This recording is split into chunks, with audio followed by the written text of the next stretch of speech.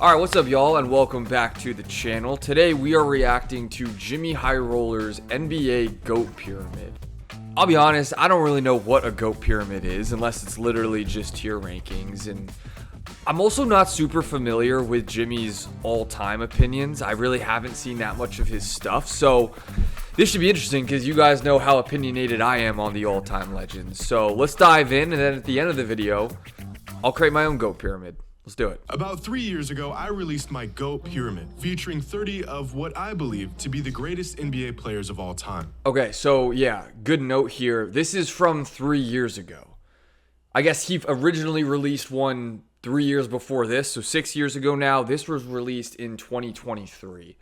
So yeah, maybe like Jokic isn't on here or something. And it's okay, but it could use some work. So today, we're going to be updating the NBA GOAT Pyramid. So first things first, I have to make one massive adjustment to the top of this pyramid. Putting LeBron number one, of course. Some may agree with it, some may not. But after winning his 4th championship and 4th Finals MVP while winning every all-time leaderboard over the last 4 seasons, LeBron James has earned a spot in Tier 1. Because at what? Wait, you can't do that. I guess I don't really know what the official GOAT Pyramid rules are, but I feel like there can only be one guy at the top. I mean, I agree if we're doing this in tiers, yeah. LeBron and MJ, it's really 1A, 1B, which is something Jordan fans won't admit. I think any LeBron fan admits that, yeah, both guys have great cases. So I guess they both should be in tier 1, but I feel like the top of the pyramid's gotta be one guy. Discussion has virtually become Michael Jordan, LeBron James, and then everyone else. I still have MJ as the GOAT, but the gap between MJ and LeBron feels smaller than the gap between LeBron and whoever comes next. Agreed. So I feel this change was necessary and well earned. But that leaves us with 3 players on tier 2. And that just looks weird. So when considering peaks and accolades and impact on the game and every other factor I can conjure up, I've decided to move Bill Russell and Larry Bird up to tier 2. Thank you. It never made sense in the first place to have Magic and Bird on different tiers. You guys know I'm a Larry Bird guy. He's my 3rd greatest to ever do it. But like, I have Magic 4th. Those guys, their careers are obviously so intertwined. Their accolades are so similar. The contexts are so similar. There's no argument for one guy to be a tier above the other. You can be a Magic over Bird guy. That's totally fine. But there's no argument for Bird to have even been in tier 3 in the first place. In our original pyramid, I had Magic on tier 2 and Bird on tier 3. But with LeBron moving up, this gives room for Bird and Magic to be on the same tier, as they should be. And Bill Russell, 11 rings, greatest defensive player of all time, there's not much to be said here. Now there's 2 players in particular who have solidified their legacies over the last 4 seasons and have earned spots on tier 3 with Shaq, Hakeem, Duncan, and Wilt. I'm assuming it's Steph. Oh, I don't know. I guess it's Steph and KD. There's no way he's putting KD in the same tier as Tim Duncan. Those players are, of course, Steph Curry and... Hell no. Hell no, bro. I'm sorry. This is just like disgusting. I don't even think Kevin Durant would put himself in a tier with Tim Duncan, Hakeem, and Shaq. I have KD ranked 18th all time. I have Shaq 6th and Duncan 7th. I mean, this just not even a tier. This is ridiculous. I mean, I haven't even talked about Wilt Chamberlain yet, but you guys already know the deal with Wilt. Since 2019, Steph has proven without a shadow of a doubt that he's the greatest shooter of all time. And after winning his 4th championship and 1st Finals MVP last season, he's made the jump into tier 3. Steph's brilliant. Dude, Durant's closer to tier 5 than he is tier 3. Are you kidding me? Like, what really separates Durant from... I mean, I have Kevin Garnett ahead of Durant. But like, yeah, what separates Durant from Elgin Baylor? What separates Durant from Jerry West, who made, I think, 8 NBA Finals? What separates Durant from Moses Malone? How can you possibly have Durant 2 tiers above these guys? Dude, Durant over Dr. J?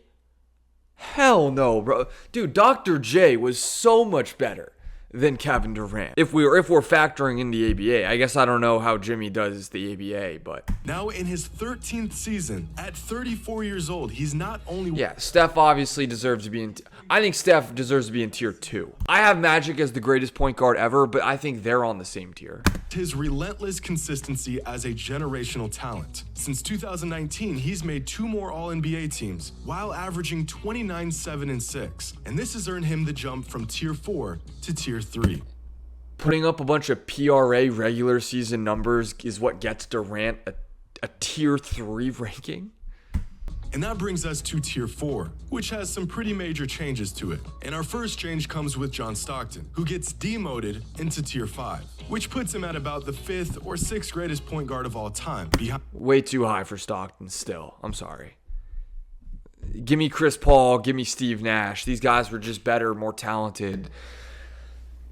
Yeah, And Magic, Steph, Oscar, and Isaiah. Scottie Pippen also got demoted to tier 5. I made this decision because despite Scottie's critical role throughout the Bulls dynasty, his talents as an individual player. I'm sorry.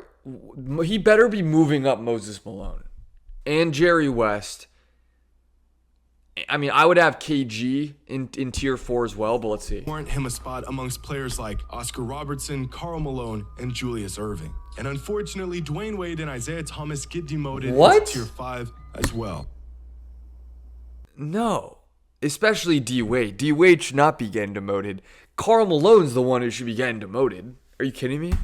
All-time great players. But being in tier 4 means a player is, at worst, a top 21 player of all time. And I just don't consider Wade or Isaiah to be of that caliber. What?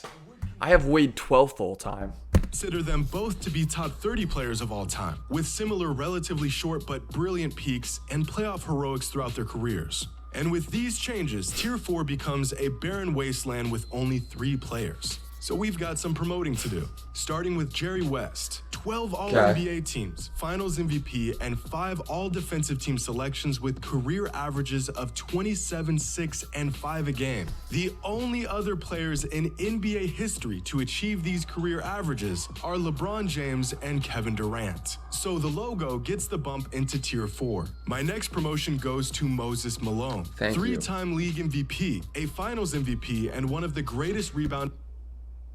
I still don't really understand why in the 3 years between videos, he had a revelation that Jerry West and Moses Malone were pretty damn good. I don't know. Maybe he just did more research and learned more about these guys. But Jimmy knows his stuff. So I feel like Jimmy should have known that Moses should not be a tier below Karl Malone. What? Now, before we move on, I got to take a quick break to tell you guys about the sponsor of today's video, Courtyard. And yeah, I've talked to you guys about Courtyard in the past, but if you're new, Courtyard is a service and marketplace that allows collectors to open packs and then trade physical collectibles that you can store in Courtyard's vault. It's pretty sick, so let's rip open a pack right now so I can show you guys how it works. As a hoops guy, first, I'm going to rip open a basketball pro pack. Come on, talk to me.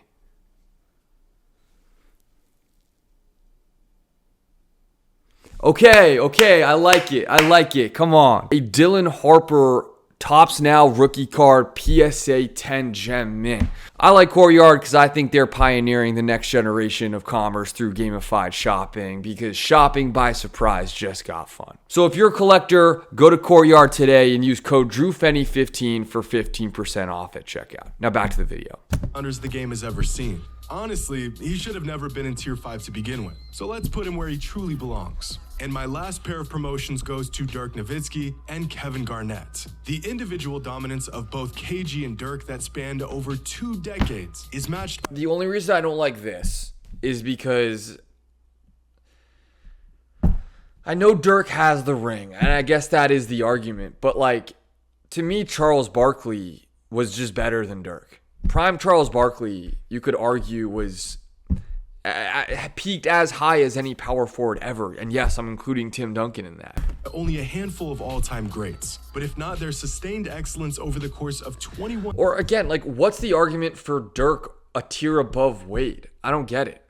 Wade has more titles. They each have one as their team's best player. Wade beat Dirk's team to win his title. Obviously, I guess, yeah, again, Dirk beat Wade's team to win his too, but that was in a different stage of Wade's career. They were both MVP level at their peak in the 2007 to 2009 range. Both have playoff heroics. Like, why is Dirk a tier above Wade? I just don't see the argument. It was their massive peaks that earned them a spot in Tier 4. Two of the most skilled, versatile, and imposing big men the game has ever seen. Which leaves us with Tier 5 and some tough decisions to make. There are only 2 players that made my original GOAT pyramid that did not make the cut in my new pyramid. And those players are Bob Pettit and Allen Iverson. But with all these... Oh, Pettit? Bob Pettit's my guy. You can't just cut Pettit. Why do you have Elgin Baylor but no Pettit? John Stockton over Pettit? Now 2 spots open for that's 2 new players. Disastrous. Of all the players who missed the cut the first time around, John Stockton over Bob Pettit. Give me a break. players who I considered for my new pyramid were Giannis Antetokounmpo, Nikola Jokic, James Harden, Chris Paul, and Kawhi Leonard. I would have Giannis and Jokic in tier 4. And Harden, oh man, Kawhi's so weird. I want to see what he does with Kawhi. Active players in the NBA, aside from LeBron, Steph, and Durant, these are the only players who even have a shot at making the pyramid. And since my original pyramid 3.5 years ago, Nikola Jokic has made 4 All-NBA teams, 3 of them being first-team selections. He's won back-to-back MVPs, he's led the Nuggets to the conference finals, and he's put up 2 of the most historically efficient and productive seasons in league history. I mean, this was pre-Jokic ring, so I get it. Didn't really think about his potential addition to the pyramid. Harden had one of the highest offensive peaks in league history, averaging 31, 8, and 6 a game over the course of 6 seasons. He's won an MVP, he's made 7 All-NBA teams, and he's just one of 7 players in NBA history to win a scoring title and an assist title. But where James Harden falls short compared to other players on the pyramid is his performance in the playoffs. He just hasn't broke through on the biggest stage. But it's so funny though, like if Harden had played in the East from that, call it 2015 to 2019 range, he would have made at least 1 finals, maybe 2, right? Which, again, Jimmy has John Stockton in tier 5, I assume because Stockton made 2 finals, but if Stockton played in the East, he would have never made the finals because he would have lost to Jordan's Bulls every year pre-finals. You can't just blindly be like, oh, well, one guy made the finals, Stockton made the finals, and Harden didn't. So for now, James Harden does not crack the GOAT pyramid.